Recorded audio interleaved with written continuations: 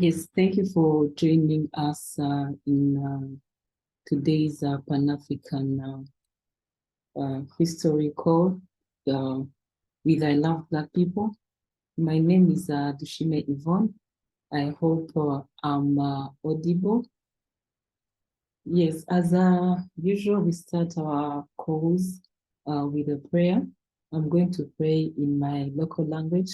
I'm from Rwanda. I'm going to pray in Rwanda. So let's pray. Uwiteka Mana nziza tutari cy'amahanga turagushimiye turaguhimbaje tugushimiye kuri uyu munsi turakwingize ngo ibyo tugiye gukora byose bimwe natwe igihe umugisha komeze turinde no mu bindi bitandukanye sabe cyambaje mu izina rya Yesu Kristo amen. Yes, that was my prayer. We are going to start with the country speakers. After the country speakers, we are going to continue with the Pan-African healthcare class. And after the Pan-African healthcare class, we will continue with the Pan-African history class with Dr. Terwin Wright.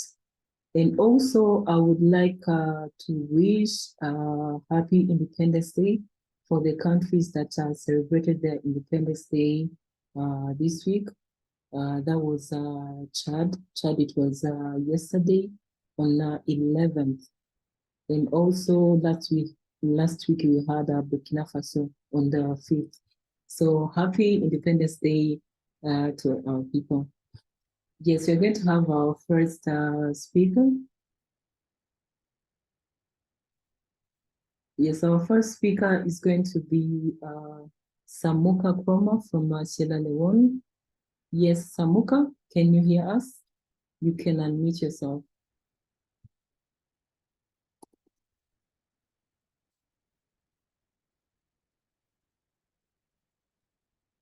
Yes, Samuka, can you hear us?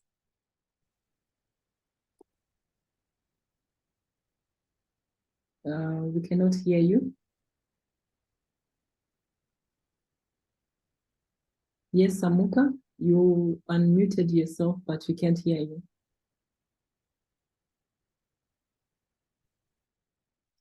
I think they're having some issues with their microphone. You can try to unmute yourself again, Samuka.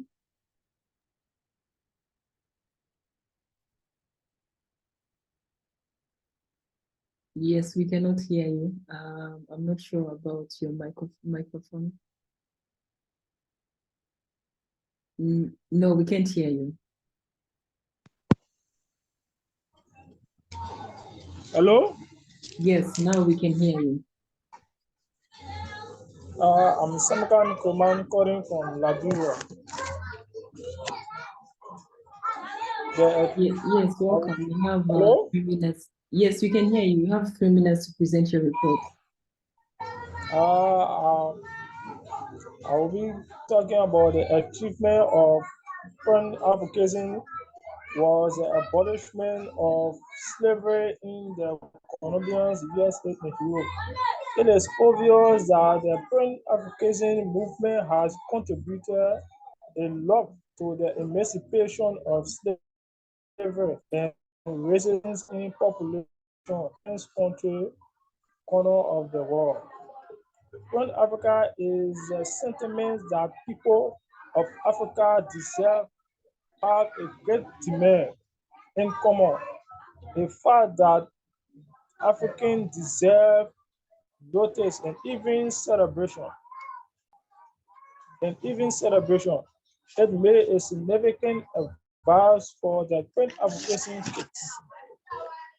One of the major demands was to end colonial rules and racism discrimination in Africa. Pan-African must stand against imperialism and it demanding human rights and equal economic activities in Africa. One of the advice of Pan-Africanism is to address the issue facing the Africans and European colonization in African continents. I would like to say thank to the Pan-African advocates and leaders such as Ahmed Sekou Touré, Patrice Lumumba, Robert Mugabe, and Kwame Nkrumah. Thank so much for the time and so. Yes, thank you very much for that wonderful report. That was our brother Samuka from Sierra Leone. Thank you. I am because you are. Up next, we are going to have our brother Mulesuko Joseph from South Sudan. Yes, Joseph, can you hear us? You can unmute yourself. Yes, I can hear you. Thank you very much. Can Yes, you all hear me? Yes, we can hear you. You have 3 minutes and your report. Yeah, my report will just focus on the need for peace. And we all know, of course, that all human beings have a strong desire for peace. That's because peace gives meaning to life and also provides conditions that are necessary to create prosperity. And even though the understanding of peace and its methods of attainment may differ, all human beings everywhere across all generations have always sought for peace, either individually or as groups. The problem is that war, which is actually a great enemy of peace, has most of the time been used to achieve peace. And no matter the justification for any war, we will agree that it will always take away the peace of others and sometimes also create restoration of some peace to the parties at war. And so after enjoying a lot of stability following the liberation wars in Africa, you can now see that Africa is racing full speed towards another era of violent conflicts. Apparently, we know now that the African Union has failed to reach its goal to silence the guns by 2020.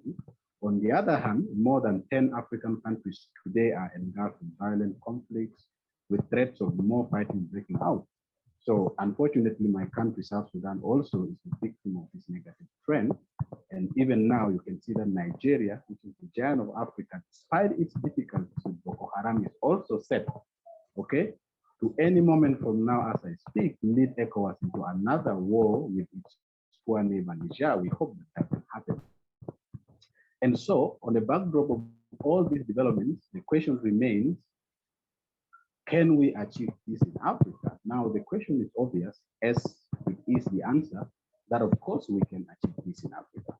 And it's that simple because Africans have the means to address the challenges to peace. There's no question about that. But the problem comes when the people of Africa seek the right things from the wrong sources.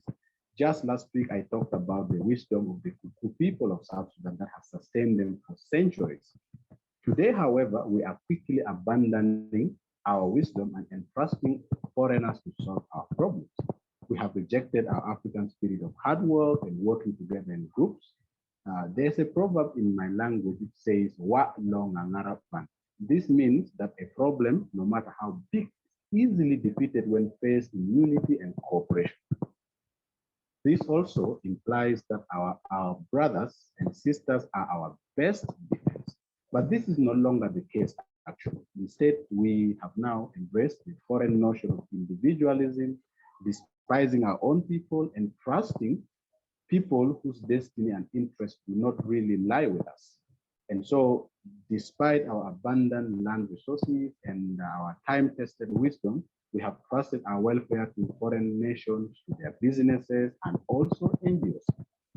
We look to outsiders for every basic necessity like food, education, health, housing, safety, and all the things that we need for living. Okay, so yes, I see also 30 seconds left. Thank you. So I see this firsthand in my work with thousands of refugees in Uganda, for example, who are completely dependent on foreign financial assistance for everything that they need.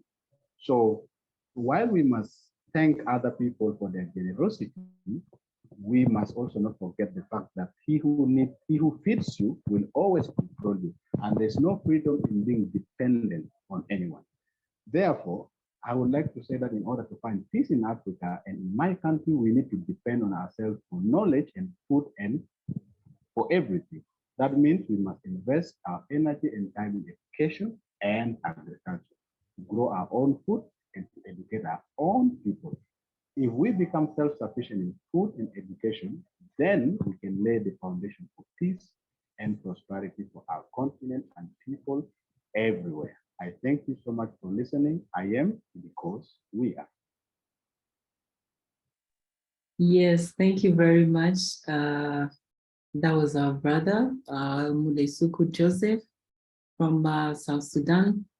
Yes, I am because we are. Thank you for that wonderful report. Up next, we are going to have our brother, Ifesinachi Uroko from Nigeria. Yes, Ifesinachi, you can unmute yourself. Good morning, good afternoon, good evening. Yes, good afternoon. Depending where you're participating from. Yes, you're welcome. You have 3 minutes to present your report. Wow, thank you for having me. I'm Ifesinachi Uroko, a lead ambassador from Nigeria. First and foremost, let me thank Skinner Sinclair and Christopher for founding this organization and making sure that the organization is progressing. Then also my thanks goes to Dr. Wright and Nana Akua for always being here to give us a productive lecture since the class started. Let me start by giving a highlight of what is happening in my country and around the neighboring country. I think it is a well-known news now that there is a coup in Niger, and the ECOWAS, being the regional organization for West Africa, have decided that they are going to use all means possible to make sure that they return constitutional leadership, even though that is totally against the wish of the Nigerian people, as it have been displayed already by the Senate, as they rejected the president sought for endorsement. And likewise, every other organization in Nigeria have kicked against Nigeria, leading ECOWAS to go and invade Niger. You see, because invasion of Niger is a threat to all Western region and Africa as a whole. Just imagine that as of now, Africa doesn't have a company that produces gun, and they are here inviting what people are seeing as World War III in their homeland. So let me also join the voices already that is already kicking against the military option in invading Niger, to say that we don't want it. We don't want it, and we can do anything possible to make sure that that military option doesn't take place. Then again, moving forward, I would like to comment on the issue of Afrophobia, because that's where I made my last report, but I have not been able to participate due to some circumstances beyond my control. You see, Afrophobia in general terms is the sum up of that is all of the negative attitude and against the Black people. So this negative attitude against the Black people have its origin in colonialization, and it have 2 stages. Afrophobia, being all sum of negative attitude, have 2 stages in which it's being propagated. First, it was propagated by the colonial masters themselves when they wanted, or when they colonized Africa, especially through brute force and through institutional and systematic Afrophobic actions. Like when they came, they institutionalized a lot of institutions which they used, which was tools and portals for Afrophobic actions against the Black people. But now there is also another stage of Afrophobic activities, which is now the Black to Black Afrophobic actions. And this is where we are today. I think this is what can be also called neocolonialism if you look at the leadership structure. But when you look at the common man structure of African system today, you see that it is Africa themselves that is now propagating these Afrophobic acts. Yes, you know? 30 seconds left. Okay, so you know, these institutions like the education system in Nigeria, when I was attending my primary school, my own indigenous language was considered the vernacular, and that is an Afrophobic action against my mother tongue, being propagated by our teachers. The same thing goes to the religious system. If you go there, you see somebody carrying a book that he doesn't understand, which they call Jesus, coming to tell you that your ancestors committed adulteries, which I don't know, or I don't think it is more than the atrocities and the human rights abuses the West committed here, the West that brought that book. That is an Afrophobic act against a Black man and his cultures and tradition. So in summary, the solution for this is Afrophilia, which is love for Black culture, traditions, and way of life. So, and for us to achieve this, we have to embrace whom we are. If we go back and embrace who we are not going to invite externals to come and invade Niger through ECOWAS. Because this democracy they are trying to protect is still an Afrophobic actions against the Black people. The democracy is not working, and the people are reacting because of the poverty in the land. Then instead of these heads of states coming together to devise a solution against the cause of the problem, they are now going to go and treat the symptoms. And these symptoms is not even affecting us. It's just a symptoms that is affecting those that put up the institution. So what I'm saying, my brothers and sisters, is that we have to look for the Africa we want at home, because we have searched for it in the West, we have searched for it in the East, but yet we have not found the Africa that we want. So let's look home. Thank you very much, and God bless all of you. Yes. Ubuntu. Thank you very much, Brother Ifesinachi, for that wonderful report about Afrophobia. Up next, we're going to have our brother, Sule Molo from Ghana. Yes, Sule, can you hear us? You can unmute yourself. Yes, we are also live on Facebook. I would like to greet people who are following us on Facebook. They are free to chat in the comment section. And also, if they have any question, they can write it, then we'll be able to respond to them. Yes, Suleiman, can you hear us? You can unmute yourself.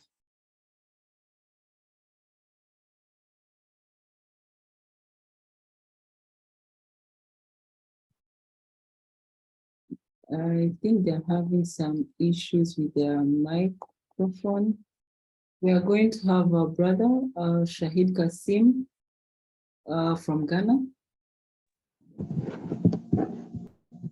Yeah, thank you very much, Madam Dishomi Yvonne. Yes, welcome. You have 3 minutes to present your report. To extend greetings to my fellow Africans on this platform. Today, once again, I'm representing Ghana to speak on a topic, Africa traditional wisdom. And then it is important for us to know as Africans that we have the best traditions that guide us as Africans. One of them is our chieftaincy institutions. Even before the white man came to this part of the continent, Africa were ruled by chiefs, and under the chiefs we had sub-chiefs. We have elders, we have landlords, we have family heads, and we have ordinary citizens. And these were institutions that the Africans love so much, more than the political institutions we have in the country or in the continent today. People during those days respect their chiefs, respect their elders, respect their landlords more than there was wisdom also African tradition. A speech is rich.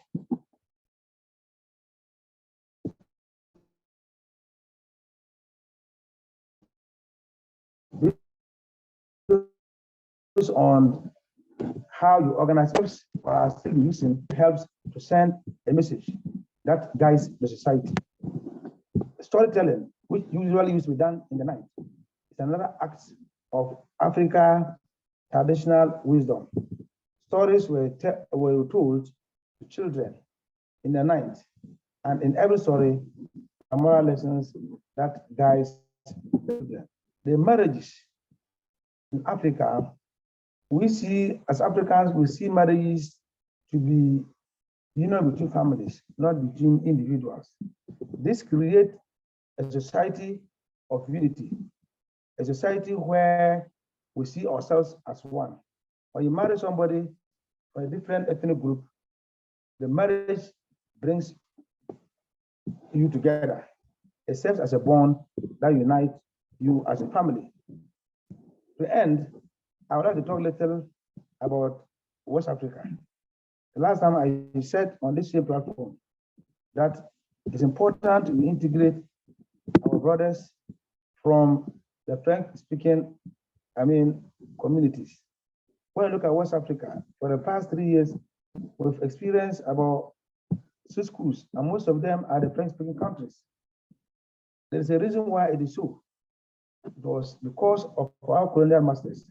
The system of government that was introduced, that is the direct rule system, that is causing all these things. So if we want us to have a continental unity, it is important that we integrate the French-speaking communities into this larger platform. I'm grateful once again. Thank you for the opportunity once again. I am because you are. Yes, thank you very much, brother from Ghana. That was our brother Shahid Kasim from Ghana. Thank you. I am because we are. Thank you for that wonderful report. Yes, up next we are going to have our brother Sule Molo from Ghana. Yes, Sule, can you hear us? You can unmute yourself. Yes, I can hear you on. Okay, yes, you're welcome. Yes, you have 3 minutes to present your report. Yeah, greetings to everyone this afternoon. I love the Black People Group. I greet you this afternoon. So as I said, let me just go straight to my point. So my topic for this week is Pan-African leaders and their achievement as Pan-Africanism. As we all know, unity is strength and divide we fall. The downfall of our continent, which is Africa, is as a result of our division, which was implanted by our enemies. Along the struggle of we Africans, as we pass through Babylon, we have faced a lot of challenges or hardship. And quite unfortunate for us, we became divided in so many forms. Among these divisions are religion, politics, tribal discrimination, and so on. Due to these divisions, most Black people are or were sent to this Mother Earth to unite the people and restore us back. These people are or were known as Pan-Africanists. They did their part and have achieved a lot for the African generation today. Example, they achieved physical independence for us. Our countries are no more ruled directly as compared to then, and so on. I can't speak about Pan-Africanism without mentioning Dr. Kwame Nkrumah, who was sent to redeem us. He was the man who foresaw the future of our dear motherland, Africa, and he was fighting for the entire freedom of the Black people, or people of color, as the Europeans call us today. He said the freedom of my country, Ghana, would be meaningless unless the rest of the African countries are free. He also said the Black man is capable of managing his own affairs. This shows how Pan-Africanist he was. He built a lot of factories in Ghana and other African countries. That is how Pan-Africanist he was. My plea to the Africans who see Pan-Africanism as religion or group of people with a certain ideology that they have a wrong perception about us. As African, you must be interested in the well-being of the whole Africans or African people or Black people. So I wish I'll finish my my submission here. I'll end here for someone to come. I am because we are. God bless everyone. Thank you, Yvonne. Yes, thank you very much, Sulemolo. I am because we are. Thank you for that wonderful report. Yes, we're going to continue with our brother. My daughter is greeting you for. Yes, we are going to continue with our brother,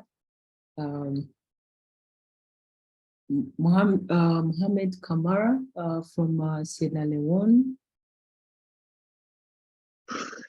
Pan-Africanism is a social political philosophy that advocates for the unity, solidarity, empowerment of people of Africa descent, both within Africa continent and throughout the Africa diaspora.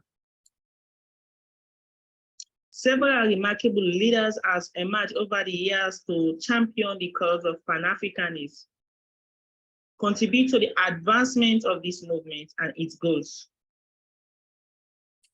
This particular report here to show the achievement of these past leaders and the significance they contribute to the movement. One talk about Kwame Nkrumah, as we all know, is the first president of Ghana. Kwame Nkrumah played important roles in what? Spreading unity, advocating for economical independence.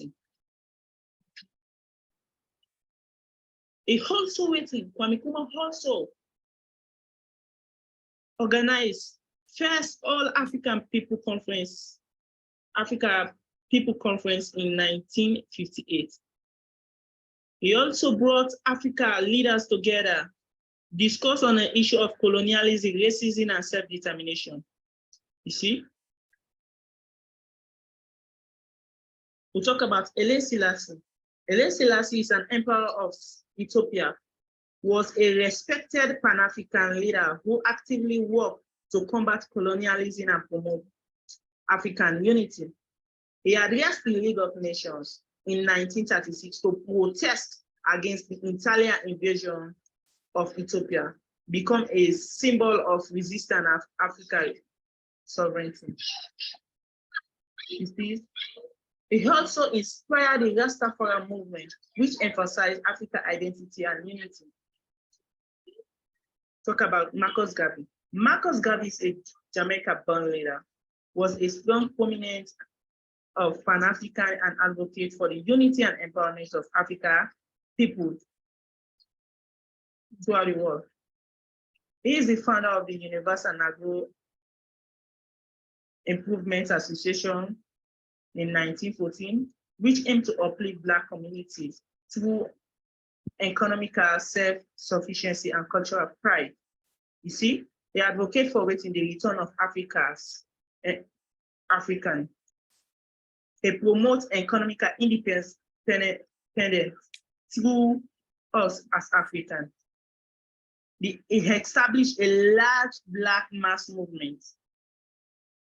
These our past leaders has played a vital role in which our current and also our future generation are going to copy from the good things they have implemented in the past by what? Uplifting, dedicate their life for what? The unity of Africa. Figure like Kwame Nkrumah, Marcus Garvey, Haile Selassie, Patrick Lumumba, and also with Thomas Sankara. They all play a vital role in the spreading of unity, advocating for self-determination, promoting cultural pride, advocating for economical independence. My brothers and sisters, we need to follow the footsteps of these past leaders to build up Africa, to unite us as Africa. This is my word. I am because we are. My name is I am because we are. Thank you. Yes, that was our brother, Sule. That was our brother Mohammed Kamara from Sierra Leone. Yes, we are going to have our last speaker, who is Ebenezer Addo from Ghana. I am because we are on the topic, report on the topic Pan-African leaders' achievements in Pan-Africanism. Why Pan-Africanism? It was made to create a sense of brotherhood or collaboration between people of African descent, whether they lived here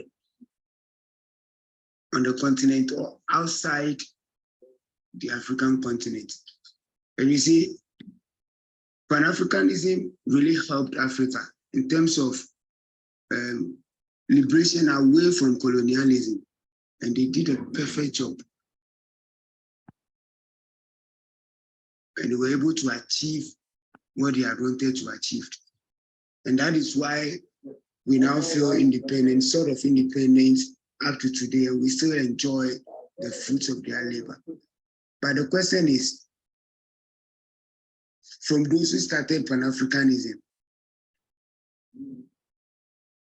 right to now, after they had gone, the leaders after those who started Pan-Africanism, have they been able to hold on to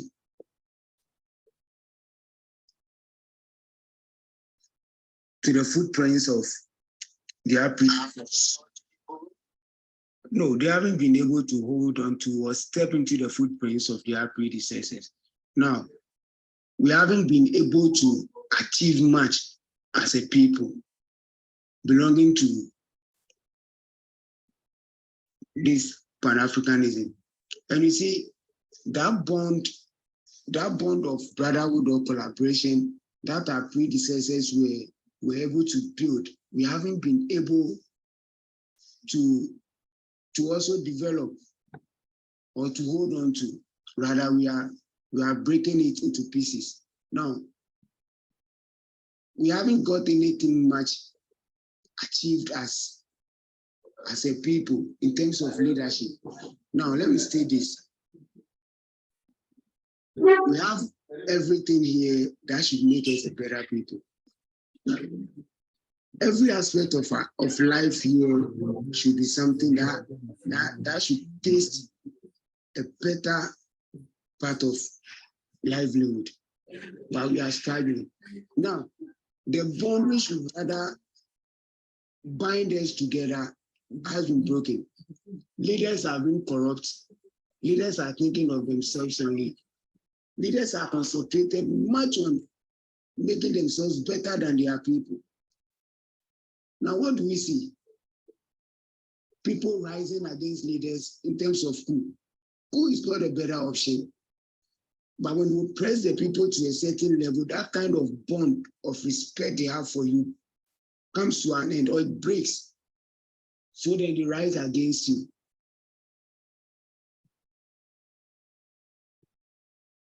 Yes, that was our brother Ebenezer from Ghana.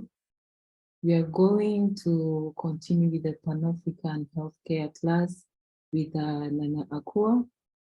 Yes, if you would like to receive a shout out from her, please turn on your camera. She really likes teaching her and watching these black beautiful faces. Yes, welcome, Nana Akua. Good day, good morning, good afternoon. How is everyone? Started doing something else, so let me. Okay, Ifasanache and Techno and Joseph and Ronald. Hey, Candace. Candace got her camera on. Asaf or Atse. I might have messed that up. My apologies. Fred. Did I get everyone? So greetings, everyone. How are you, Yvonne? Yes, I'm okay. How about you? I'm okay. I'm not feeling my best. See, I was trying not to lie. I could have just said I'm fine. I'm not really fine, but I'm okay. Okay. But let me see if I can pull up what I'm trying to. I think I got it. What I'm trying to teach from today. So we're going to continue from last week. I was traveling and we spoke a bit about managing stress and identifying stress and some of the signs and symptoms and some of the things to do. And I was teaching from the Global Green Book. And I didn't have access to these handouts. So I wanted to just go through a few that we didn't get a chance to go through last week. And point out some other techniques. And then, talk about, and this is usually when I do discuss the most frequently asked question and the biggest lie that we tell, right, that I was trying not to do this morning, is we're going to talk about how we actually feel and how to balance our emotions with flower essences or flower remedies, right? So let's just recap really quickly and just for the purposes of seeing, I think, things as I usually teach them. We spoke last week about stress and the need to identify what stress is so that we can manage it appropriately. And so last week we talked about stress is a state of physical or mental tension or something that induces it, or it's a pressure or strain that tends to distort a body. So we know that it could be stress on a person's physical, their mental, their spiritual. It could be stress on a thing, a situation, something that brings some kind of stress or strife or strain to something. It could be anything, it's not exclusive to human beings, right? Stress can affect and impact a number of different things and people and situations. And so we talked about some ways of identifying it, some symptoms. We talked about some ways of handling that last week. These handouts, what we didn't talk about last week, I don't think are some of the nervine, I'm combining words, some of the nervine or sedative types of herbs that do address stress. So if we're talking about lavender or lemon balm or passion flower or kava kava, St. John's wort. There are many herbs that do in fact help relieve stress and tension, valerian, and others that will help with sleep, hops. There are things that we can use if we need help getting to sleep and getting good rest, if we need to just kind of calm down, if we're having tension, headaches or pain in our bodies because of stress or strain. There's so many herbs that we can use for that. We did talk about last week Tai Chi and Qigong and some of the meditative movements that help relieve stress in the body. Self-massage is another possibility.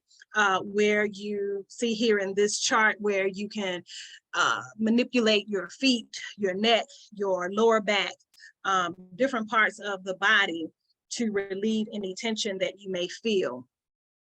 Specifically, reflexology. Reflexology is just sort of a specialized therapeutic foot and hand massage that focuses on reflex points or zones that correspond to the entire body. So as demonstrated here in this handout, you can effectively impact different parts of your body through touching different parts or areas of your feet.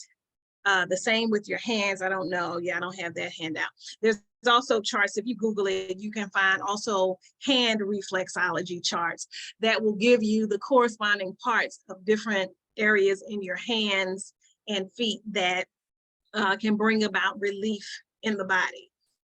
People who are having headaches, for example, may massage or manipulate different parts of the big toe. If you're having sinuses or problems with allergies, hay fever, things of that nature, the tips of each of the toes, as you see here where it says sinus and head and brain, these are areas that you might want to squeeze a little bit, maybe massage, put pressure to. So there's so many ways that you can bring relief into the body by stimulating different parts of the hands and the feet. And then let's talk about the emotions. I often talk about the importance of us really assessing how well we feel, how we're doing emotionally. And it often starts with the whole concept of being asked how we're doing and not necessarily giving an honest answer or an honest account of what is going on. So I do like to go over this part. Actually working on combining a chart with the English and the Australian flower essences. So there are 38 English flower essences and 42 Australian. And I'm actually compiling a chart that includes all of the English and Australian flower remedies. But let's just go over a few of the English flower remedies that are listed here. Usually you'll find charts that will give you sort of the positive aspect of it and then the negative aspect of it. So what you may need help with, and then what that particular remedy encourages or brings about. This handout just sort of lists them, and this is usually the negative attributes that are listed here. And that's okay. Just imagine that, of course, the reverse is it's going to do the opposite of this. So if we started with agrimony, for example, agrimony is used for people who are suffering from like inner torture. These are people who they're having some experiences that they're hiding, right? There's something going on. They are usually going to hide behind a cheerful face. They're going to act as if everything is fine and, you know, continue on as if there's nothing. They'll usually make jokes. They'll hide behind humor and things of that nature. So of course, the reverse of that is one who is experiencing these types of symptoms and behaviors. If you take agrimony, you're going to have more self-acceptance. You're going to have inner joy. You're going to be more open to receiving and interacting with people in a very true and authentic way, right? So how about that? How wonderful is that, that you are not wearing the mask and you are actually feeling good and showing the world how you truly feel. Another one that I'll highlight is beach. Life is a beach, right? So this is for people who are really highly critical and intolerant of people, right? This is usually your arrogant type of person, you know, the person that always has something to say, something to complain about. They're perfectionists.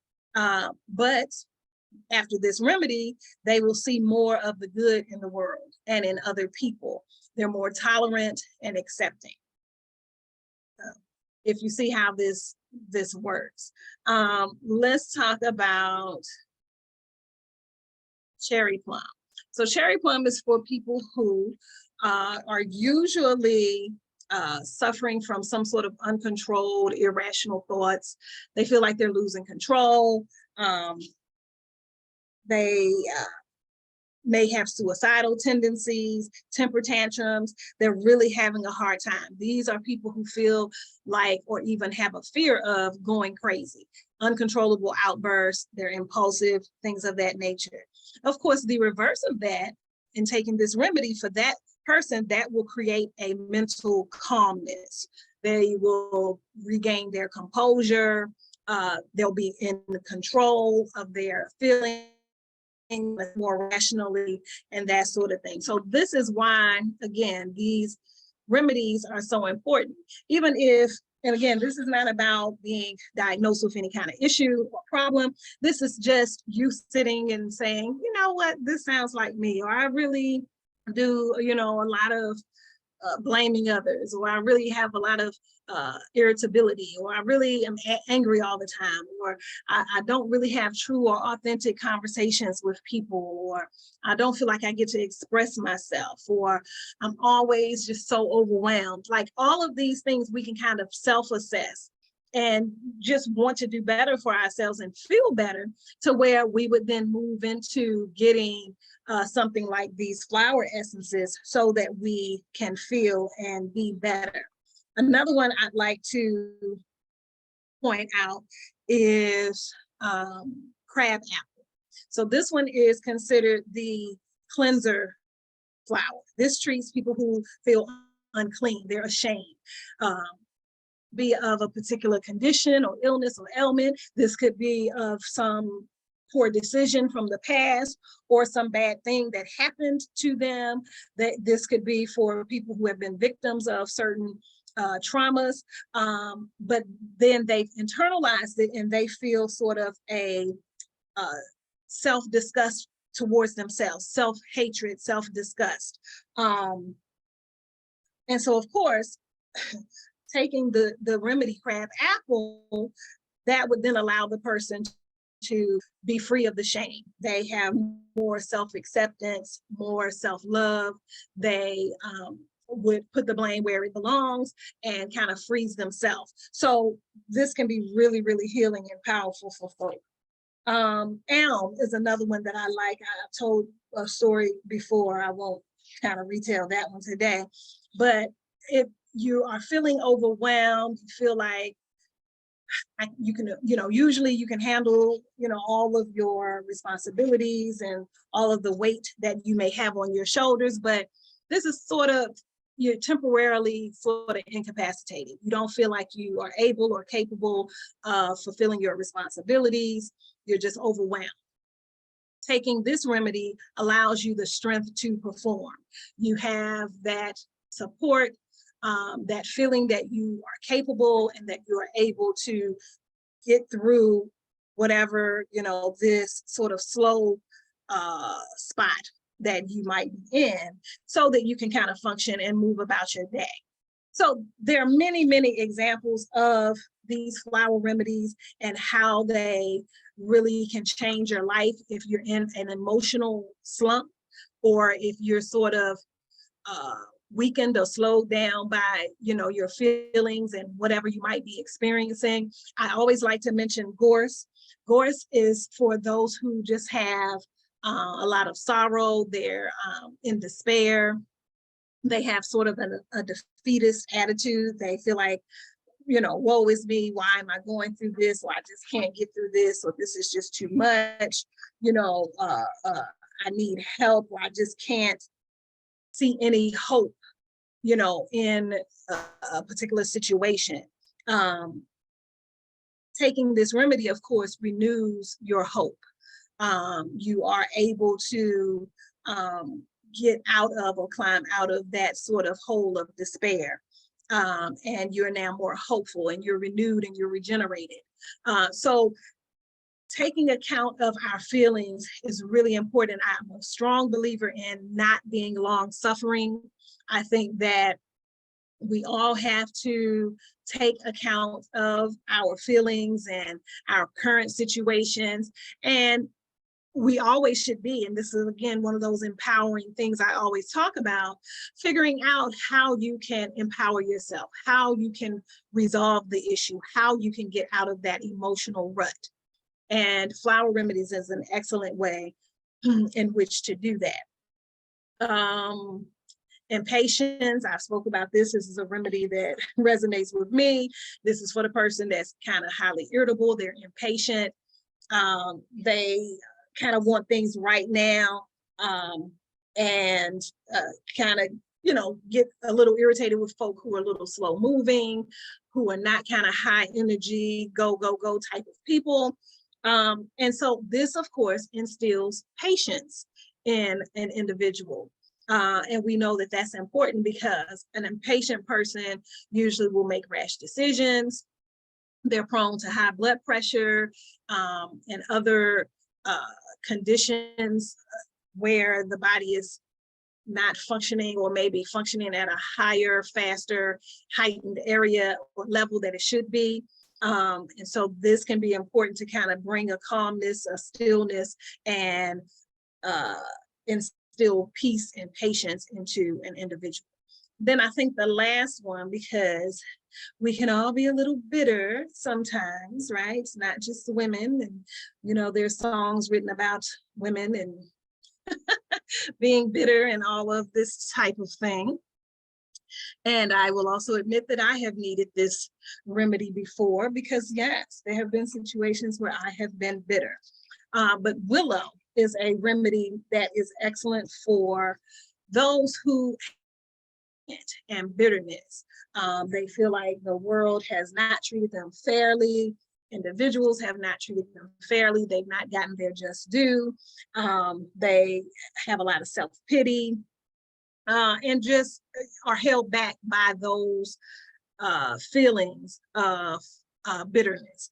Of course, taking this remedy allows for you the ability to forgive and forget, and to put yourself back into control and be able to free yourself of that resentment, because it's only holding you back. Whoever you're usually resenting has gone on and lived their lives, may not have even known that you had some resentment for them, you know, or they've forgotten about that situation, because clearly if they mistreated you, they didn't care about you in the first place. So you're the only one that's suffering. So willow helps us to get out of that feeling of resentment and bitterness. Oh, I said that was the last one. Let me go back and say walnut, because one thing we know for sure is we will experience change. It's pretty much the only thing that we know will happen is change. So walnut is for those times where we go through some sort of transition or change. Different, as long as we live, there will be different stages of life that we will encounter and experience: puberty, adulthood, menopause, elderhood, you know, marriage, divorce, moving, entering school, completing school, getting a job, losing a job. There will be many things that we'll go through, and there will be changes. And sometimes we can adjust or adapt to these changes pretty well, and sometimes we can't. And when we're unable to sort of break the link between the past and the present, we need some help. And so walnut allows us protection from change and outside influences. So it allows you to ease through those transitions in life and our experiences, so that we can do them with ease and with grace, right? So walnut is another important one. The last section I'll go over is, again, I've mentioned some of these herbs earlier, but there is a whole list, and this is certainly not an exhaustive list of calming herbs, but this is a list of those that will help us get through sort of stressful times. So if we, again, are having headaches or body pains or aches from stress or tension, or if we're having trouble sleeping, if there are gastrointestinal issues because of stress, because we know that happens as well. Sometimes we'll have indigestion, we'll have constipation or diarrhea. There are a number of issues that will resort from stress, and we know that there are these herbs and other supplements that can help us alleviate these symptoms. So I'll run through a few of these. I mentioned lemon balm. And in addition to lemon balm being a sedative or a nervine, the good thing about this is all of these herbs will also relieve other symptoms, and they may be directly related to your stress or your tension, or it could just be a situation that you are dealing with, and you'll sort of get two birds with one stone, so to speak. So we know that lemon balm is really good for anger and rage. It's really good for calming the nerves, but it's also good for nausea, for bloating, for heartburn, for gas. It eases stress-induced headaches and relaxes the nervous system overall. And of course, if you combine it with other herbs, it'll even give other benefits. Fresh oat, this plant, it's also called Avena sativa. This is also helpful for stress like mental fog, muscle pain, and high blood pressure caused by tension. It soothes the gastrointestinal tract, as I mentioned earlier, that is common with stress. And fresh oats are helpful for controlling cravings and withdrawal symptoms. They can also take the edge off of caffeine, nicotine, and morphine cravings. And it has a mild anti-anxiety effect. So of course, people who suffer from panic attacks or anxiety attacks, these can be really good for you. I mentioned hops. We know that this is what is found, one of the ingredients in beer. We know that it's a sedative. It helps to relax the nerves. People who are having trouble sleeping, they will use this to induce sleep. They'll also even make dream pillows with mugwort or hops and lavender and other sedative types of herbs to assist in the whole dreaming process. You can drink it as tea. You can put the dream pillow under your pillow or in your bed with you. So this is one you may want to add if you are feeling stressed, or especially if you're having trouble resting. Chamomile, I usually use chamomile with something else. Or if I'm giving it to children, I find it to be pretty mild. And so usually adults that are experiencing big stress, I'll say, may need a little something more than just chamomile. But of course, it's also good if you're doing it to help calm down and relax, but also having some stomach upset, this can be good, but perhaps adding it with some hops may be a better choice, or any of the other herbs that we are listing here. Kava kava, this is going to be a really great option for people who are experiencing anxiety. It also gives mental clarity. So it can be really good, but if you're having these anxious feelings, also if you're having pain or stiffness, kava kava is really good. This is going to be your go-to. But remember, panic attacks, anxiety attacks, kava kava is going to be the first one you may want to try. Skullcap, same thing. This one is, again, another soothing, calming herb, but you can also use it if you grind or clench at night, what they call teeth grinding at night when you're sleeping. That's a sign of stress or tension. People who have lockjaw, and maybe even some other periodontal issues from grinding your teeth at night. Skullcap can be helpful with that. This is also another one that's good for anxiety. It also has anti-inflammatory properties. So these are all options for you in terms of dealing with stress. But again, if you are having other symptoms, going through and seeing what other benefits they have will help you determine which ones to use. Because since we're talking about stress and managing stress, all of these will work, but we always want to pick the herb that's going to give us, again, the best usage and be able to do multiple things that we may need.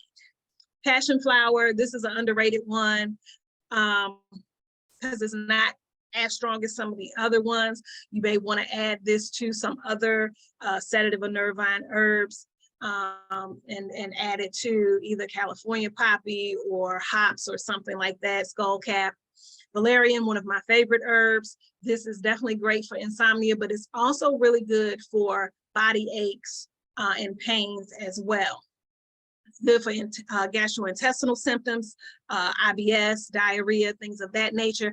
However, this is not a very pleasant tasting. All of the others we've mentioned so far are pretty mild tasting, not offensive in any way. This one, however, has a foul smell and taste, but it's worth it. It's excellent. However, you are not going to want to drink a big cup of tea of this. You will usually, in my opinion, want to use valerian in capsule form.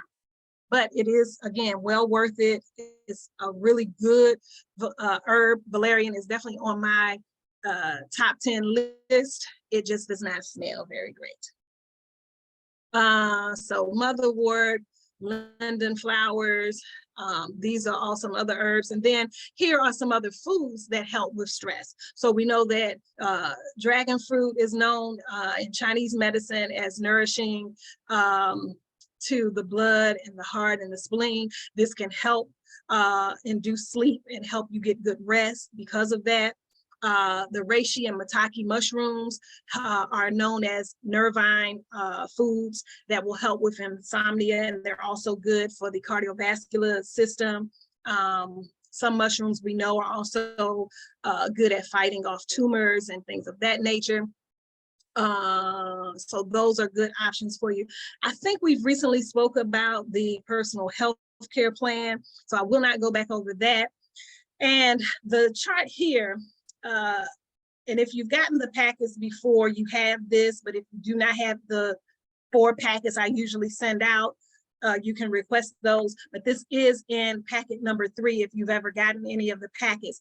But this checklist is important because this goes back to identifying for yourself whether you are stressed and what symptoms you may be experiencing to let you know, okay, I may need help with relieving some stress, because some are obvious and some are not.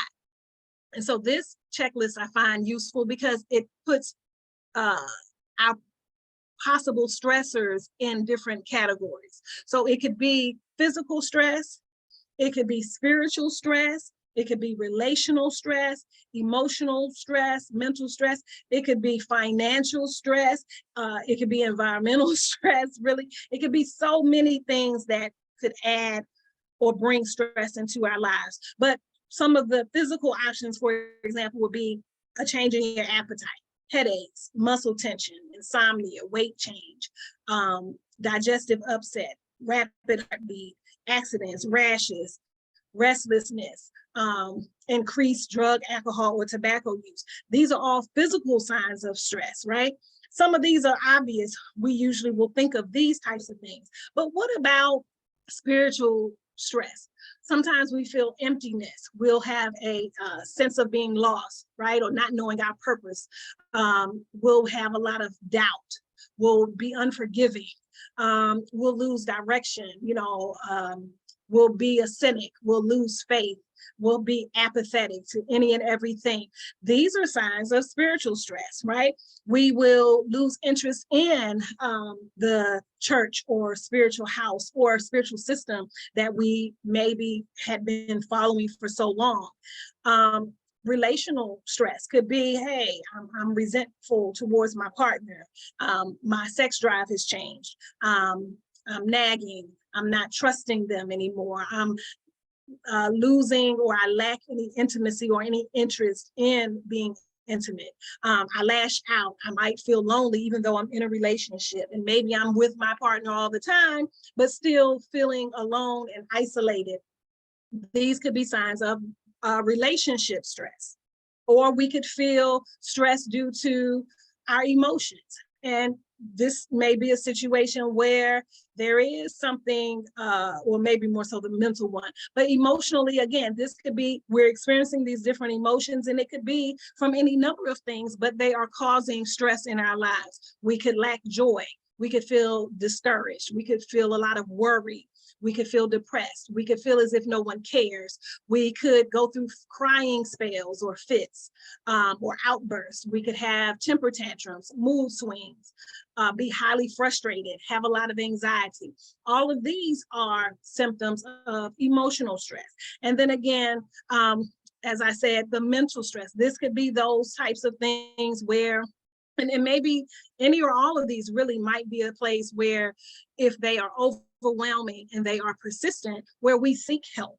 If they're mild and you try maybe some herbs or some flower remedies, or you try to exercise or get some fresh air or eat well and you feel better, great. But if you cannot get over any of these symptoms, you may need, of course, professional help. And there's nothing wrong with that. But you may be experiencing mental stress by having a lot of forgetfulness.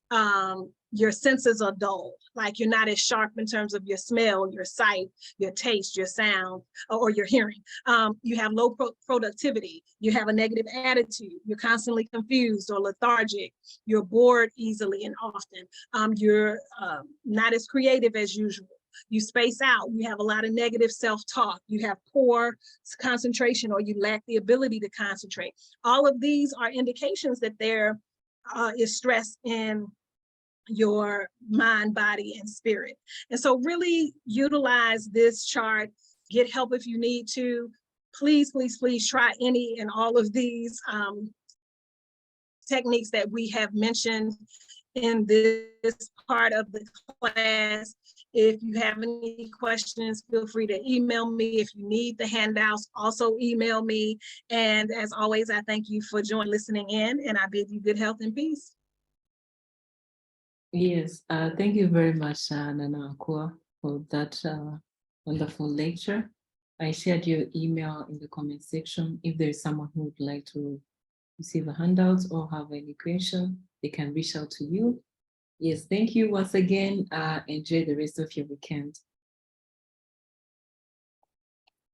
Yes, up next, we're going to have the Pan-African history class with Dr. Tyrone Bright.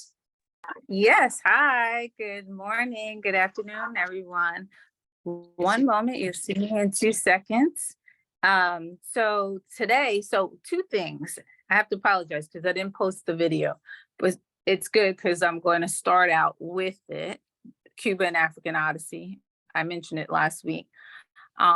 We were asked to switch things up, so I'm gonna sort of do a different focus than I normally do to introduce you to the film. Now, a note about last week. I did a presentation on Thomas Sankara, African women and liberation struggles. That being said, I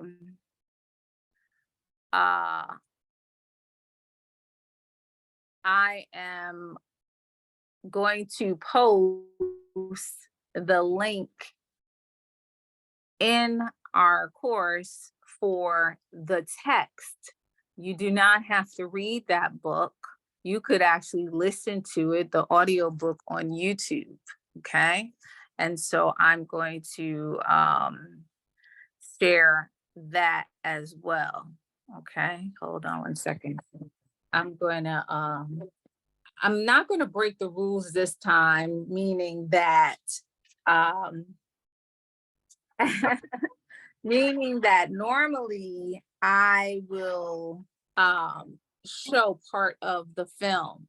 And I know there's always copyright issues, right? When you show a film on Zoom that is on YouTube. So I'm just gonna do this lecture, stay on time. Yvonne, let me know when I'm 15 minutes in. And now 15 minutes, so 15 minutes from now. And then I might give you a blip, but I won't do how I normally do. Normally for this lecture on Africa, liberation struggles, the highest expression of Pan-Africanism. I will come in with that film because it covers most of the African continent and how the highest form of Pan-Africanism was expressed on the continent.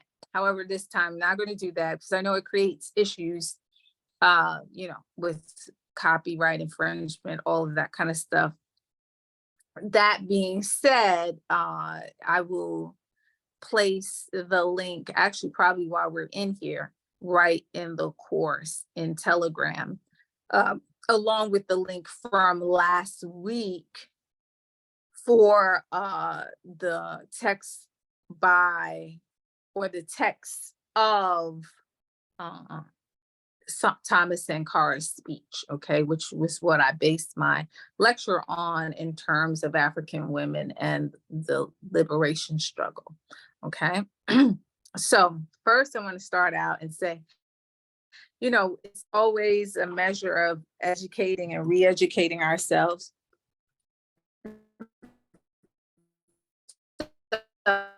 One of the things in terms of educating yourself always is staying up with, if you don't know what we're using, so you have to, I don't know, but you can just take what I'm saying, meaning that if you went on YouTube,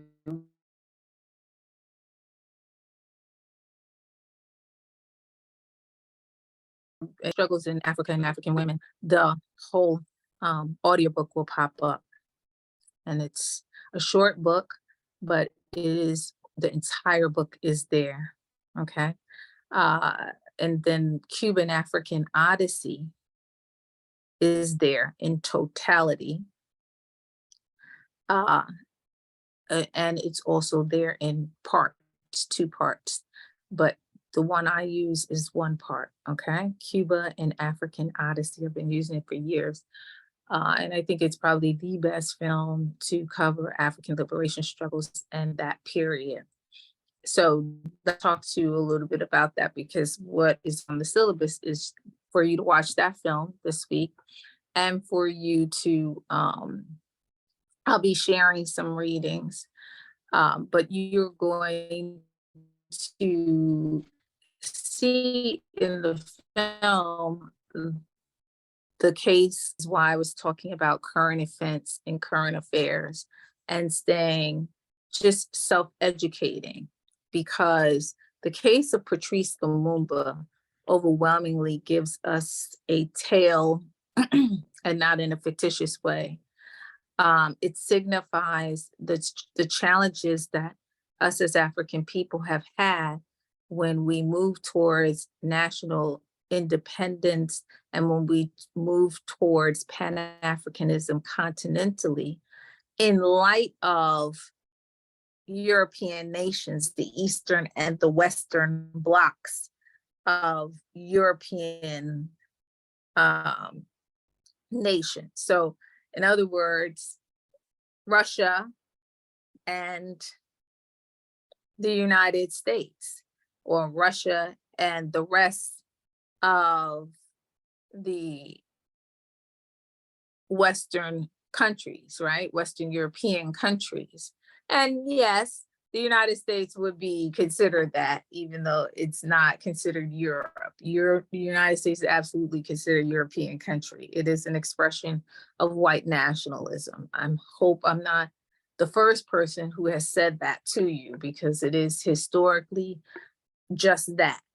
So that being said, Patrice Lumumba was navigating a situation where, as a free and independent Congo from Belgian colonialism, he had to try to navigate keeping the nation together and forging ahead in a way that was beneficial to the country.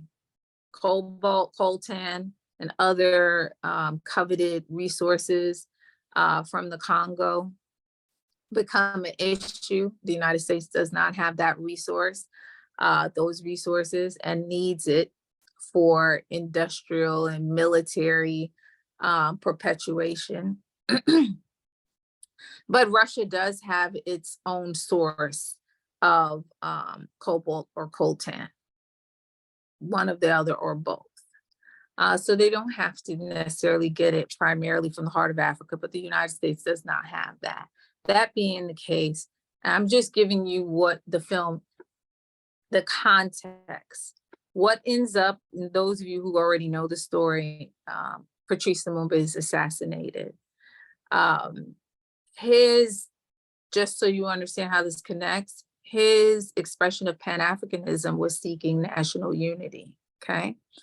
And he addresses the people in his December 12th speech in that way, that he is seeking national unity, that the Congolese are unified in their independence. Surely, this for the West is very disturbing because they have no understanding of what this 38-year-old former clerk, now prime minister, is going to do with the Congo in his hands. And just FYI, Congo strategically in the world is one of the most important places. Congo and the 9 surrounding countries, whoever controls that part of the world controls a bulk of the world's resources. Because yes, someone said to me, well, the resources in the world, they're not just in Africa, they're on the equator. Yes, they are on the equator. It's like a belt. However, with a concentration in Africa. Okay, and the Congo is at the heart of that, and the 9 surrounding countries, okay, hold a bulk of the world's resources. So yeah, nobody's ever saying that there aren't other resources in other parts of the world. What we're saying is that there is a bulk. Exactly, and that's why the Congo, and I'm not saying like this is what I want for the Congo, but this is why achieving peace in the Congo is very difficult, because external forces will always fuel conflict in order to extract what they want, what they lack from the heart of Africa. So that's the issue with Patrice Lumumba, this young clerk who comes to be the prime minister, and he has to make a decision. He does reach out to the West, and this is also why I don't want to use the film right now, because the film by the historical accounts is fine, but there are talking heads in the film, and you have a CIA agent in there who, you know, sort of slanders Patrice Lumumba, and we don't know what he said, whether what he's saying is true or not, except for the things that he actually did, okay? But his perception of Patrice Lumumba and all of that is not necessarily accurate. In other words, he tried to say that he was a certain kind of person. That being whatever, that isn't, you know, that's the part of the stuff that you ignore, in the sense that that is subjective, right? Not objective information. So Patrice Lumumba is the young prime minister. He has to make this critical choice. He does appeal to the West for support. It does not go well. And then he clearly turns to the Eastern Bloc and is at least communicating with the Soviets at the time regarding, you know, support for this nation. And he understands that, of course, you know, people want the resources there. The United States, well, he also reaches out to the United Nations, which is heavily influenced by the United States. And instead of the United Nations going in and reinforcing peace, because there was an outbreak there on the civilian level, instead of the United Nations going in and reinforcing security in favor of Patrice Lumumba, they undermine him and do just the opposite. The United States presently does admit, as this CIA agent confirms, that they orchestrated the assassination of Patrice Lumumba. It comes from the US president on down, and they install a puppet government, which many of you know would be Mobutu Sese Seko. Okay, so what that did, it eclipsed national expression of independence and continental Pan-Africanism, because of the fact that now you have essentially an agent from another side coming in and controlling the Congo. Now the United States can get its cobalt and coltan in without much trouble, and they can also ensure that the cobalt and coltan that's coming out of the Congo are not going to the Soviets in particular. Okay, so Patrice Lumumba in many ways is like this spirit, this individual, the hope of African people in many ways. Thank you. Into, you know, being crushed by these other entities on both sides of him, and eclipsing and interrupting true African independence, right? It went from being under Belgian colonialism, and that's a whole nother conversation, because you know that King Leopold is the first person to have claimed sole individual ownership of the African territory.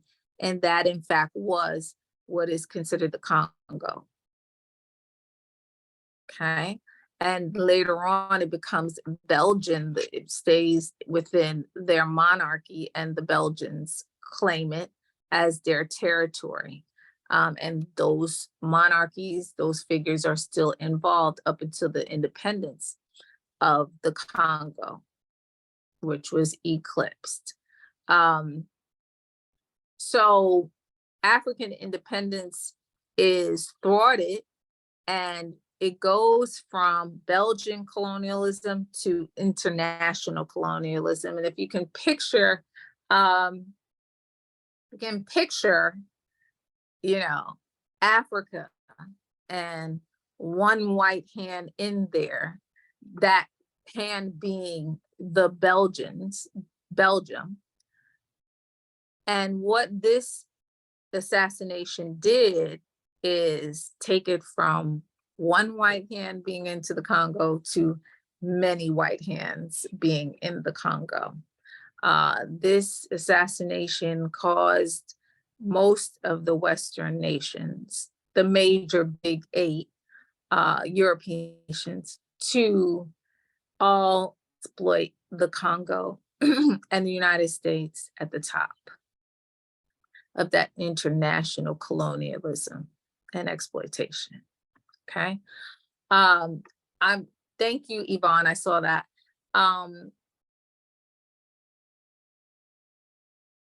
What this does, though, in a contemporary sense, when we talk about Pan-Africanism, and I really, you know, I'm discussing this for a particular reason. This issue is like rearing its head once again for us, because now we know that Russia is been courting Africa, and we know that China has been, I wouldn't say courting Africa, because in some instances they're not courting Africa. In other instances they are, right?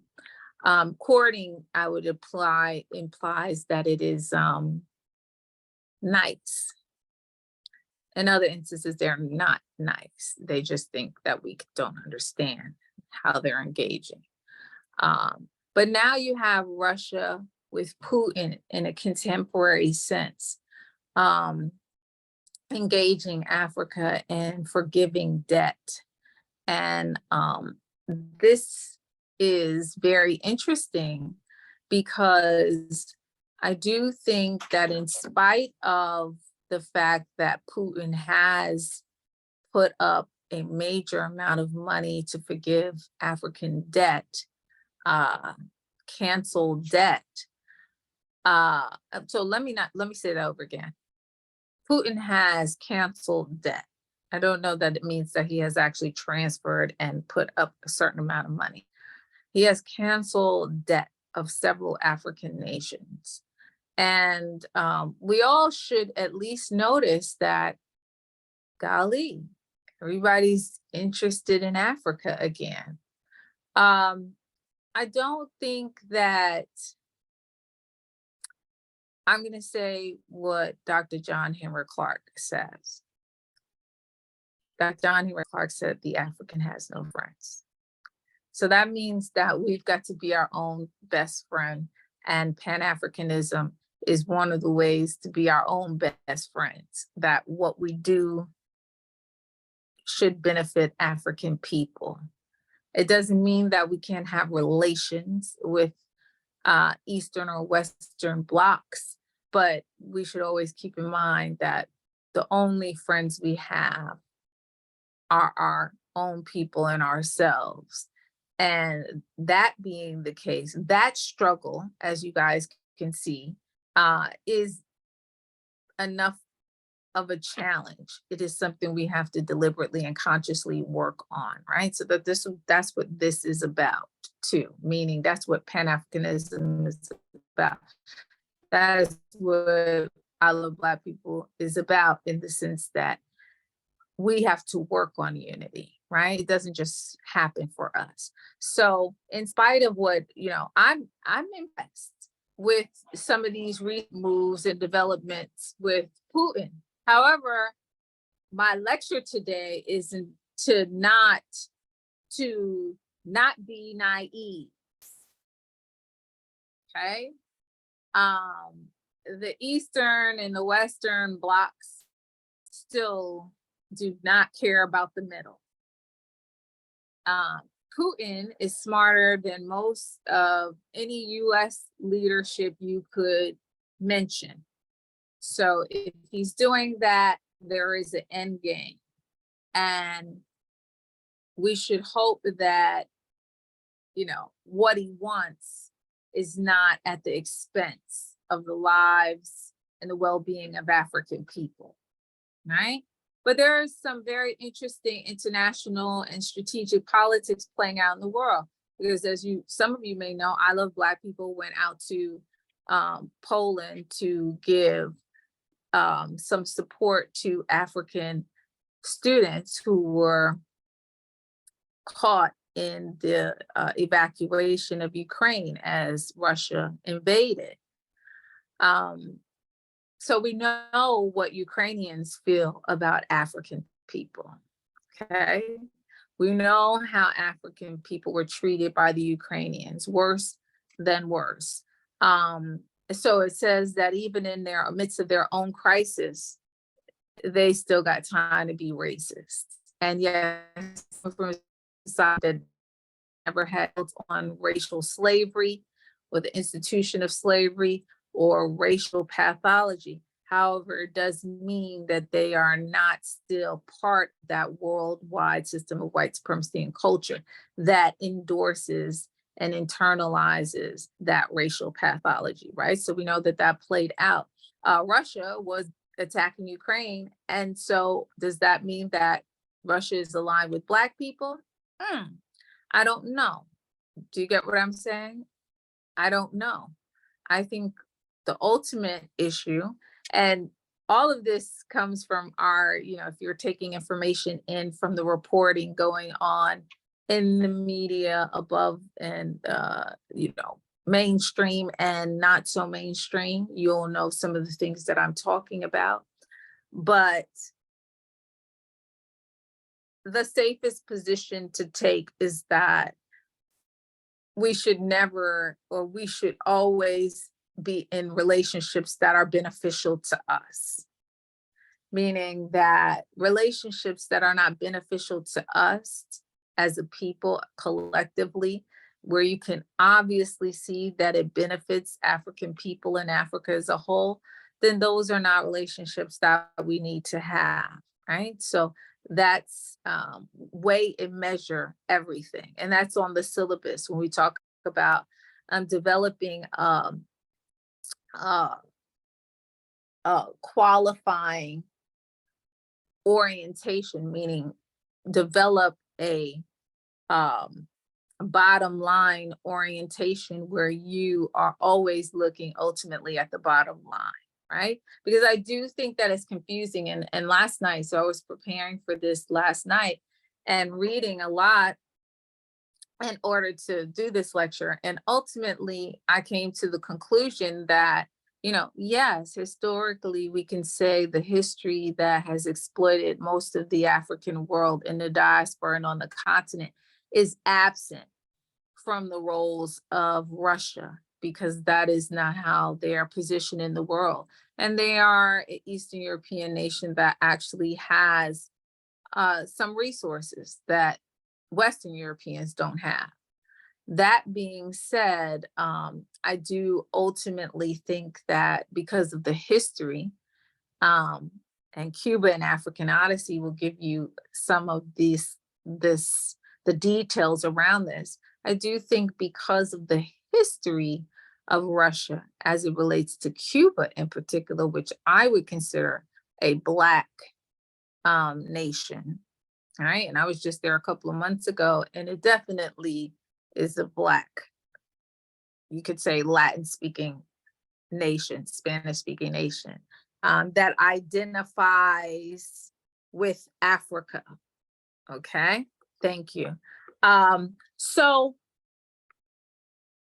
how that played out with Russia and Cuba and the United States during the Cuban Missile Crisis was not to the benefit of Cuba. Two big giant superpowers sort of dismissed Cuba in that situation, right? When Russia withdraws its missiles, they failed to inform Cuba and Castro that they were doing so and had struck a deal with the United States. So when these two giants meet and strike a deal, they're not letting the smaller nation know, hey, we struck a deal. So notable. I'm not saying that that defines how we go forward completely with Russia, but it's just good to know, it's good to take that into account, right? That when Russia deals with nations, it feels like it is equal to, very often other nations and their leadership get dismissed. So my point of saying all of that is to say that some of what you're going to see in Cuba and African Odyssey is us moving towards independence, and everything here afterwards is really continental focused in terms of the proponents that we will cover beyond Patrice Lumumba. But it is a turning point in history, in the history of Pan-Africanism, because we see with 1962 and 1963, 17 African nations take their independence on the continent. And if anybody else had such a phenomenon, we'd still be talking about it 40, 50 plus years later. But because it was Africa that had this swift move to liberation, nobody cares to conjure that except for us. So we've got to be the ones to engage in that victorious language and conversation about Africa's independence struggle and our continental move towards Pan-Africanism, right? And next week I'll be talking about Kwame Nkrumah and give you more details, but I wanted to open up this sort of session. I'm going to look at your comments really quickly. I'm going to post the film, and Dr. Obi White. Okay, guys, I'm blind in general. It's many copyright rules. These things. Yeah, there's a lot of copyright. So I always do that. So I just figured I'm going to do that this time. I'll let you watch it from start to finish on your own. I am not. Oh, okay. So listen. Reading to follow. Thank you. I'm gonna map my glasses.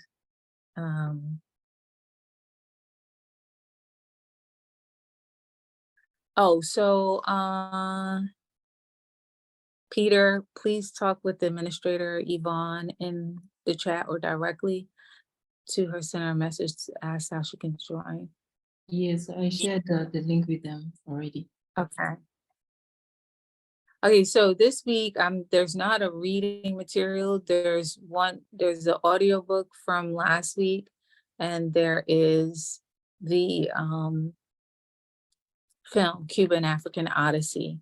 You can get on YouTube, but I'll be putting the link in the course in Telegram. Okay, Cuba and African Odyssey, best film on African liberation and independence that I know of anyway.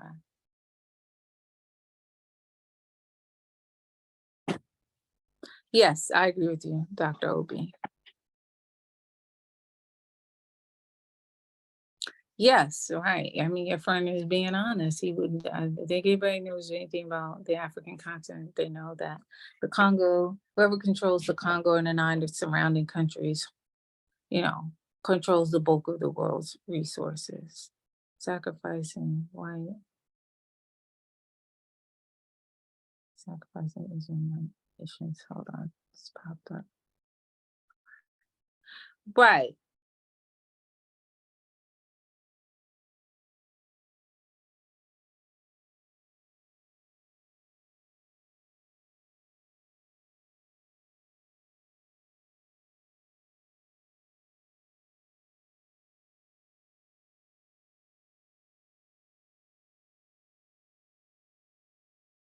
Yes, Dr. Red, can you hear us?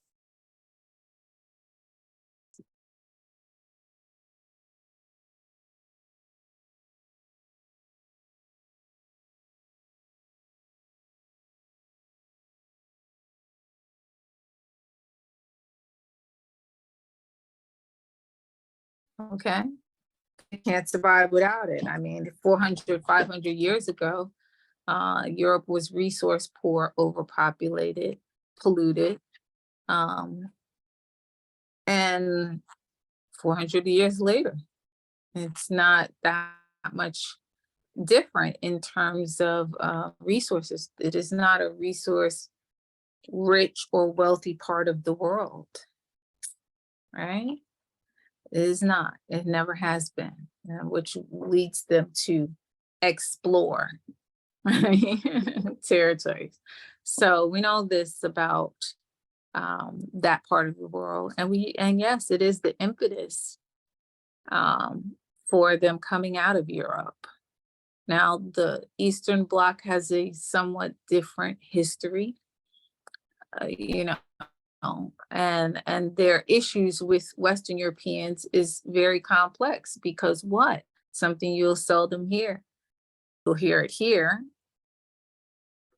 is that Western Europeans enslaved Eastern European nations and people. So just a caveat, when white people or other people feel like it's appropriate for them to tell a Black person or African person that Africans sold other Africans or Africans enslaved other Africans, kindly remind them that historically, so did Europeans. So did white people. White people enslaved other white people. White people sold other white people into slavery. That is the rift between then and now, between Eastern European nations and Western European nations, right? Matter of fact, the word slave, according to the New York Historical Society, originates with the historical occurrence of Western Europeans enslaving the Slavic nations. Okay. So don't ever let anybody use that stick on you. You know, you guys enslaved each other, and so did you all. Y'all were selling each other before we did. So, anyway, which is a historical fact, okay? That few people can dismiss if they know history. Ukraine and Russia situation. So hold on. Yeah.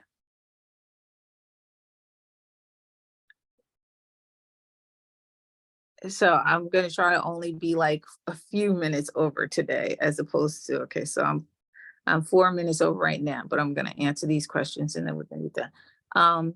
Right, okay, somebody. What was the contribution to this liberation of Africa? Was political military to the back? I mean, my answer would be, so, Ghana is first in the late 1950s, 1957, I believe. And then you have a couple of years later, all 17 African nations in 2 years' time taking their independence. I think it had to do with one, Ghana being first and declaring that this was not just going to be the independence of Ghana, but that the aim was continental unity. Couple of things. We're going to get back to studying organizations, Pan-African organizations. But the other thing that emerges as a tool and a think tank for consciousness is something called the Pan-African Congresses, which we covered early on in this course. When I lectured about Du Bois and you read the chapter on Booker T. Washington, Pan-Africanism, Pan-Africanist, I recall that Du Bois initiates something called the Pan-African Congresses, which is an international body and a continuous body. It is in that setting, these continuous congresses, there's something called the Organization of African Unity that Nkrumah and others initiate, whose sole purpose was to have continental unity and help Africa become independent of colonialism. So 1957, but then in the following years, they have this entity that allows the consciousness and the climate for African independence to thrive amongst African leadership on the continent and not be short-sighted. Now, we haven't achieved continental Pan-Africanism, continental unity. However, in future sessions, I will tell you how close we are to that on the continent, because there are things that exist now that are expressions of Pan-Africanism on the continent of Africa that did not exist during this period we're talking about. And the period we're talking about was the 1960s, right? And we're speaking of the implications for today as to how we are going to deal with, or how we should think about alliances with the Eastern Bloc. Okay, so I think my opinion, and in a very concrete historical way, my answer is that, of course, the Pan-African Congresses are the setting, the think tank for this liberation struggles and independence. The Organization of African Unity is a direct, because that is declared through the OAU, that the total liberation of the African continent was inevitable. Okay, so it's a very, and just so you guys get the contrast, here's this little old Du Bois, W.E.B. Du Bois, who knew he would create something or continue something that would impact the Africa, that would be the setting that would impact Africa in such a significant way. If you do or don't like Du Bois, you must give him at least that credit, because the conference, 1900, First Pan-African Conference, right? You learned about that, how the word emerges, all of that, the historical context and the setting at the time.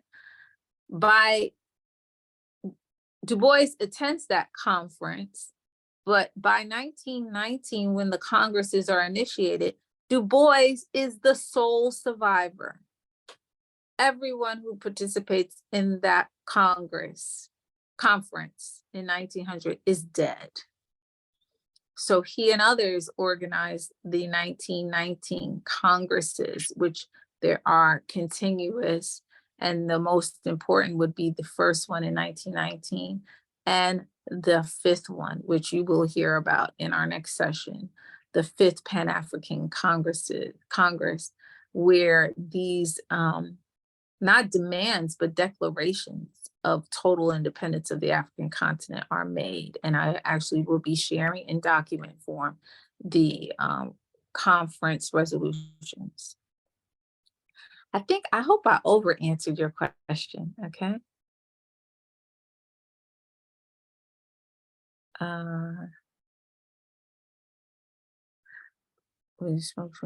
Ukraine versus Russia smokescreen for something more dangerous coming, World War II ended with formation of the League of Nations. I don't know. I think I just see the Russia-Ukraine thing as like, a geopolitical issue and ethnic strife. If you understand the history of Europe, you know that European tribes have always warred, have always fought each other.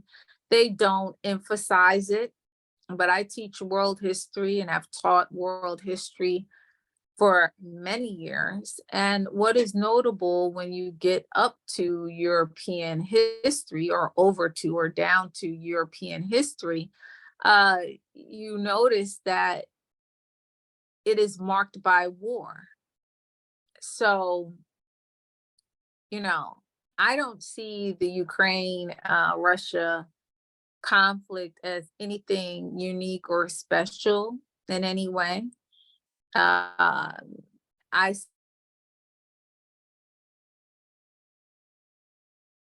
see it as big for European cultures as they go through whatever changes they're going through. But I see that as totally an ethnic conflict, and yes, a fantastic, not in a good way, but a fantastic expression of ethnic strife and the level of destruction that it can cause when one of the groups is actually a whole constituted by a nation, is backed by the nation, is at the helm of a nation, so it's really like a nation against an ethnic group, right?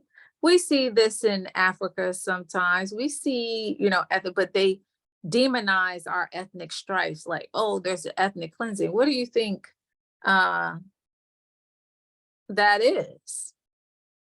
Europeans engaging in ethnic cleansing. Has it ever happened before? Absolutely. You notably mentioned World War II. World War II was, the Holocaust was Europeans conducting an ethnic cleansing across Europe of other Europeans. Absolutely. Sure, ethnicity, because they consider it a culture there. However, yeah. So this is nothing new with them. I don't think we should ever defend like Ukraine or anything like that. Primarily because it's not our business. We want to defend something, we can defend the rights and lives of African people. We know for sure that Ukraine and its people could care less about African people. We know that, right? As a result of their crisis and how African people were treated. How can we prepare for the worst? Oh, that's a good question. I was thinking that last night. Well, I think that Russia-Africa relations can allow Africa to move in a position. But will say this: younger political figures on the African continent who are not short-sighted and already owned by European nations. Yeah, that might be one thing to do, right? Because what we need is African leadership to get out of bed with European nations, period. Right? This whole neo-colonial thing, black face, white oppression, you know what I'm saying, is getting old. You know, and we haven't, I'm not saying like neo-colonial, like, oh, in Africa. Listen, we have a neo-colonial paradigm out here in the diaspora for sure. We got a lot of black faces all around, okay? And they still carry out systemic racism in every area of life. They do not interrupt systemic racism, right? So, you know, okay. How can we prepare? Stock up, but I don't think that it's going to be some international war or world war. I do not necessarily think that, but I do think that we need to cultivate, particularly in places where we're in the majority, like on the African continent, young political figures who could actually serve the people and don't know what it's like to be in bed with Europeans, right? I think the old guard of African leadership is old and used to be, you know, the formula is get in bed with the West. But I do think the energy in the world right now is that these young folks born in the 80s, I hate to say that because I'm born before that. And I guess I don't hate to say that because I'm happy. I'm delighted that they are here. They have a different spirit. They don't feel a need to do things the way the old guard. I'm an Xer. I'm a Generation X. I think the millennials, those born in the 80s, and maybe a little into the 90s, but definitely in the 80s, they have a different spirit and they're probably not as owned.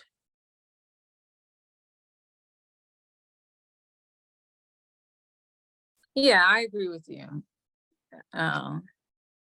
But see, when you say African leaders today, are they African leaders living today who are really, you know, a different generation, older generation? Or are you saying African leaders? Because I think there is budding African leadership, younger people who, you know, have the potential to not be owned by the Western world.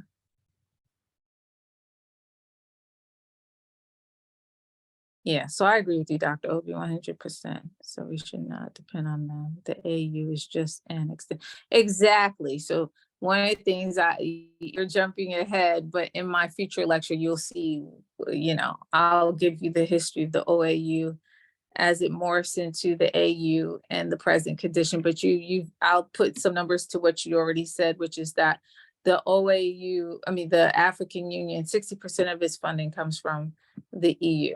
And I think that that is just ridiculous.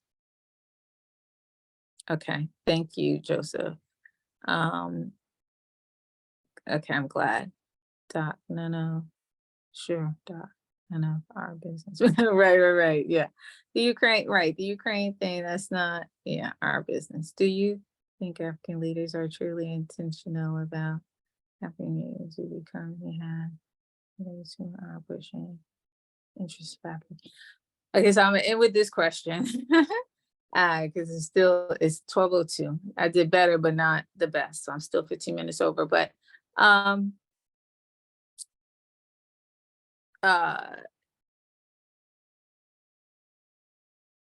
so I had a chance in 2004. I was part of a conference called the First Conference of Intellectuals in Africa and Diaspora. And I was very young. I was one of the few people from the delegation who was there.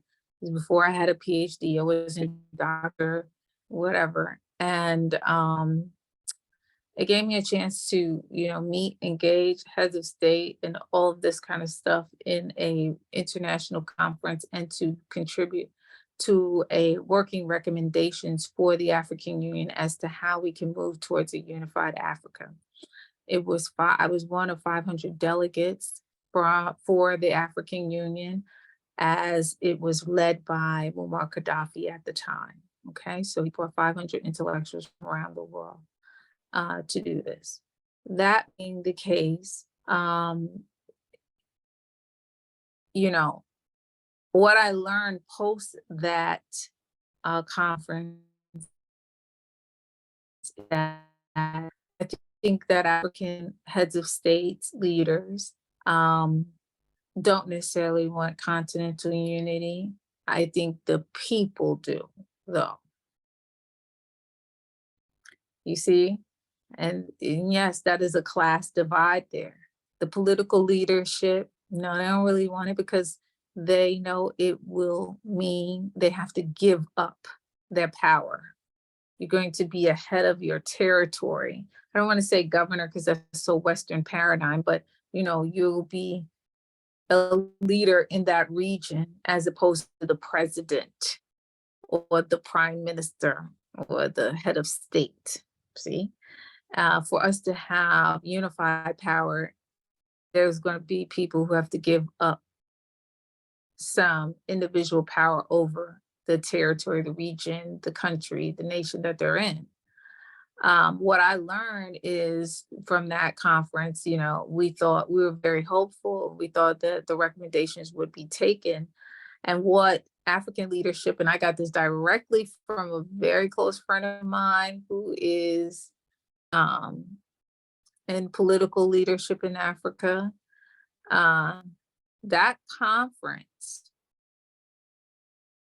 was sent to Brazil, the follow-up conference for the first conference of intellectuals for Africa and the diaspora. Why was it sent to Brazil of all places? African leadership is very clear that when you want to destroy, when African leadership has to discuss continental unity, which means they have to give up their power in order to have one unified power. It's got to give up individual power. They know how to derail the conversation. No better way to derail a conversation about Africa and still protect yourself from looking totally guilty and villainous as you are, is to send it to South America, particularly Brazil, which cannot carry an African agenda and cannot, will not, and did not. The conference was squashed in Brazil. It was interrupted by the Brazilians talking about their geopolitical issues on the ground, their racial issues on the ground, which we know exist, okay? But Brazil is not to the point where it is identifying wholly and completely as African. They are still inching towards their Black Power movement. And they're late. I'm just going to keep it real. Okay, they're late with their internal transformation. Okay, becoming, you know, going from all those micro identities Black and going from Black to African. Okay, identify as an African nation with the 200, 300 million that they boast in Black population, but you identify with the source of power. You don't identify with the seat of power, except for to use the spiritual traditions. But to say we are African, that's not really a case. Saying we're coming towards Blackness, we're moving towards Black. We're Black, we're not African. So that being said, African leadership knows they wanted to destroy this conference that was pushing the African Union in a literal way under Gaddafi to unified Africa, who Gaddafi too wanted to be the president of the United States of Africa at the time. This is why he financed this conference as the chair at the time. He wanted to propagandize to the more progressive African intellectuals in the world so we can go back and share. So that was the purpose of it. That being said, the leadership after that in the African Union still, and then they table conference for 10 years. Fast forward, that was 2004. There's never been a third CIAD, Conference of Intellectuals for Africa and the Diaspora. Never been a third CIAD. Squashed and then forgotten, right? And then they could say, well, we sent it to Brazil and it was 85%. Black population. Yeah, 85%.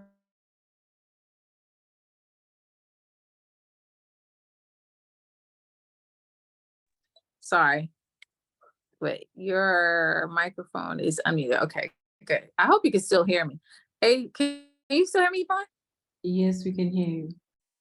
Okay, all right. I can't see anything but like the round circle and screen. I don't know what I did, but anyway, 85% of the Black population that does not necessarily identify with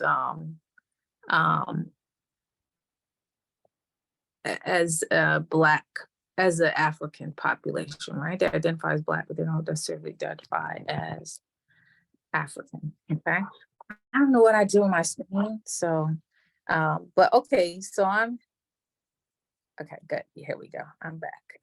So I don't know what this did. All right. Well, anyway, I can't even see your comments anymore. But so I'm gonna end there. And yeah, I'm gonna end there. And you will see the links. Oh, okay, here we go. Know what I did. You'll see the links in WhatsApp. I mean, not WhatsApp, in what you call it? Telegram. Yeah, for the film Cuban African Odyssey. And those of you, the presentation was the material, as I explained last week, for discussion on women and everything. And I'm gonna prompt you more. I have not been prompting people in the group or anything like that, but I will prompt you about this, and I'll prompt you, meaning about this conversation, the Eastern Western Bloc in Africa and African liberation.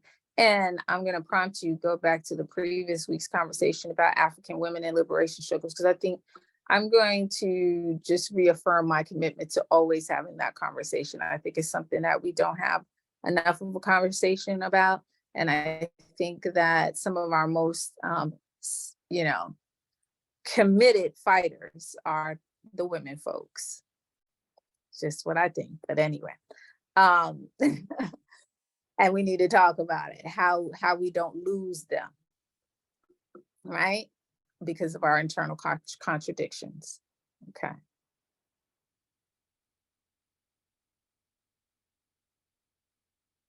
Yeah. Whew. What can be done? My answer is the same. Younger leadership that is not so individualistic, that's not already owned. That's a whole nother conversation, African leadership, and how this no holds bar in terms of this idea.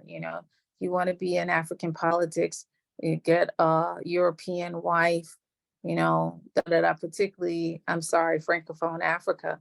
That is the path to political power, become more French than the French, and then come back and rule this African territory.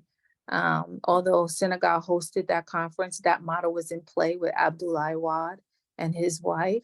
And later on, he sort of did some other things. But, what is the formula? The formula is to get this young, educated, political cadre from a particular group, young people who are not already owned, who are not already, they can be educated, educationally elite, but not in the ruling class, in the sense that they have already been owned and their parents have, we in the West, as well as on the African continent, we pass on the tradition of being owned by the white establishment, as if that's something to be proud of, right? We were in the bed with, this, that, so, it's like passing on the tradition of the house slave.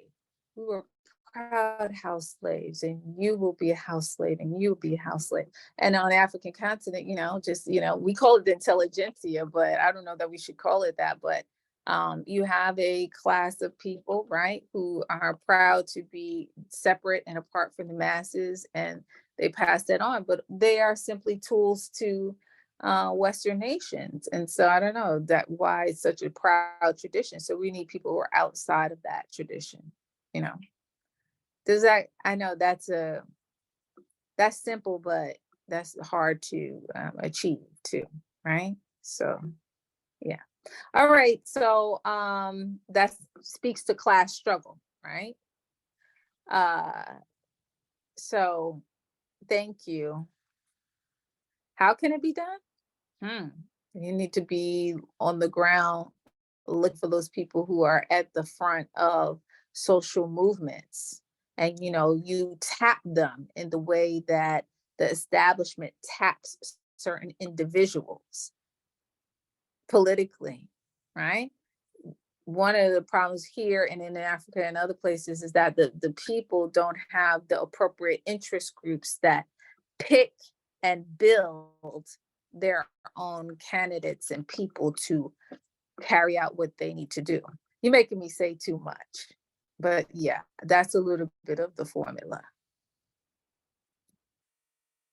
Right? So there needs to be an interest group that belongs to the people that can tap a person, build them, and I don't want to say how it works, for our own interests. We're usually on the other side of that political dynamic, talking about who we voted for, right? But we didn't build our candidate. We did not create our own candidate, and they create their own candidates. They create their own puppets. That's what's so significant about the story of Patrice Lumumba. Mobutu Sese Seko was tapped and owned by the US and then put at the helm of the Congo. And what if we had our powerful groups within Africa to tap, choose, and then put in power our person who is already us and can do nothing but carry out our interests, right? Organically. That's the formula everywhere, period. But that's not necessarily how things are playing out. We have a lot of things that interrupt our lives in a way that we cannot do that. Right? Okay. All right. I'm over, but I tried. I had good intentions this time. I am because we are. Stay safe, folks. Okay. Yes, thank you very much, Dr. Wright. I am because. All right. Okay. Thank you. Okay. Enjoy the rest of the weekend.